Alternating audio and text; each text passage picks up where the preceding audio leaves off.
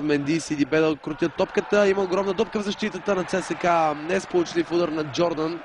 Сигнал на Вихрен Манев. Ето го подаването Валентин Илиев, обаче без зад защитата. Струва ми се, много рано беше вдигнат флага на страничния рефер. След това претенции за нарушение в наказателното поле, но твърде рано. Ще видите, може би от тук не се видят. Съдията вдигна своя флаг. След това имаше сблъсък между Мамади Сидибе и Илия Миланов. Още тук бе вдигната засадата от... Поглежда назад, вижда Страхил Попов. Той пък изпраща към Мирослав Манолов. Сега Вихрен Манев дава знак на Марсиньо, че трябва да изчака неговия сигнал и... Да. Лошо подаване. Възможно все пак за Джордан, опасен удар над вратата. Този удар Вилмар Джордан. Но за късмет на алжирския. Сега има добра възможност при атака от дясно. Най-накрая идва и центрирането към Сидибе, който успява да играе с глава, но не и да отправи опасен удар за Евгений Александров.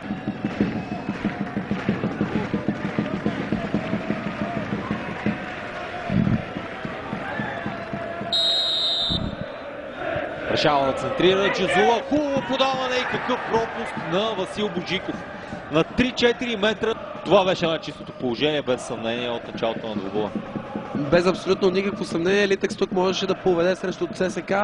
Тази ситуация, фаул ще е в полза на Литекс. Ето тук. Абсолютна симулация на Момчил Цветанов. Успява да заблуди Вихрен Манев, успява да заблуди останалите рефери. Видяхте в дъното страничния съдия. Да, посегна с левия крак Янчев, но не успя да игра. Ето го центрирането, добре гардиран. Отбор, който знае как да стигне до вратата на съперника. Опровержението на секундата идва от този хубав пас към Мирисавлевич. Той е в наказателното поле. Трябва да прати топката в наказателното поле. Прави го. Никак не е лошо. Там Сидибе се бори с Божиков. Идва на помощ и Александър Цветков успява да измъкне тази топка. Ще бъде предупреден бразилеца. А ето пред това единоборство имаше претенции за игра с ръка на Божиков. Струва ми се, няма как да бъде отсъден на дуспа при това положение. Ами Мартина в първи момент ми се струва, че няма как. След това обаче ми изглежда, че има и посягане с дясната ръка на Божиков. Естествено ръката бе пред тяло. И отново за това. Първо обаче да видим този опасен удар и спасяване на Райсен Боли. С едно докосване за Чочев, простигна до топката. Ивайло Чочев може да измисли нещо интересно. Но и той попадна в тази зона. Става много опасно сега Евгений Александров със спасяването на матча. Евгений Александров още веднъж какъв автогол щеше да се вкара Мирослав Манолов. След прекрасната самостоятелна солова акция на Чочев. Още веднъж от друга камера. Това се случва. Изведнъж доста повече пространства се отвориха за ЦСКА. Петров 1-1 ще има диагонален удар на Петров право в Евгений Александров.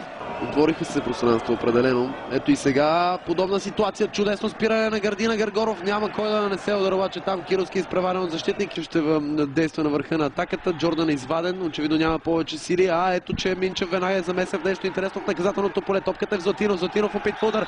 Минчев стреля, но преди Боли да спаси, има сигнал за нарушение в полза на ЦСКА. За да видим нещо опасно. Да, поеси топката с ръка Минчев и оттам дойдоха проблемите.